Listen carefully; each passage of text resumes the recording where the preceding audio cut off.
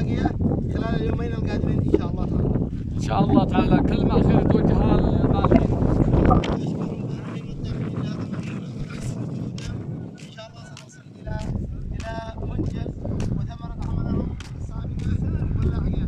السابقة. رئيس اللجنة المالية، ايش اخبارك وعلومك؟ الحمد لله رب العالمين، والصلاة والسلام على سيدنا محمد وعلى آله وأصحابه أجمعين. أولا نتقدم بالشكر الجزيل لكل من تبرع وساهم في دعم هذا المشروع، ونقول جزاكم الله خير وبيض الله وجوهكم. وكما تلاحظون ها هي ثمار جهودكم ترونها على أرض الواقع، حيث نقوم اليوم برش مادة الMC المادة اللاصقة، وإن شاء الله في الأيام القليلة القادمة يتم وضع مادة الإسفلت. وشكرا. كما نطلب من الأخوة الذين سجلوا أسماءهم ولم يتم التوريد أن يبادروا بالتوريد في أسرع وقت، فلهم جزيل الشكر.